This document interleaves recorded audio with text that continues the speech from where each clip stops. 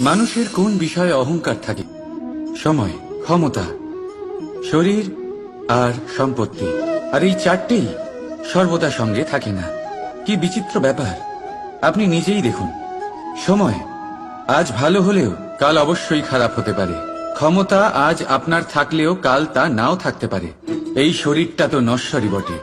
যত আপনি বার্ধক্যের দিকে অগ্রসর হবেন, দুর্বল হতে থাকবেন, সৌন্দর্য ক্ষীণ হতে থাকবে। আর সম্পত্তি আজ আপনার, কাল অন্য কারোর হয়ে যাবে। আর এই সমস্ত নশ্বর জিনিসে মন কেন্দ্রীভূত করতে করতে ব্যক্তি ভুলে যান সেই বিষয়গুলি যা সর্বদা আপনার সাথে থাকবে, আপনার ঢাল হবে, আপনার সম্বল হয়ে থাকবে।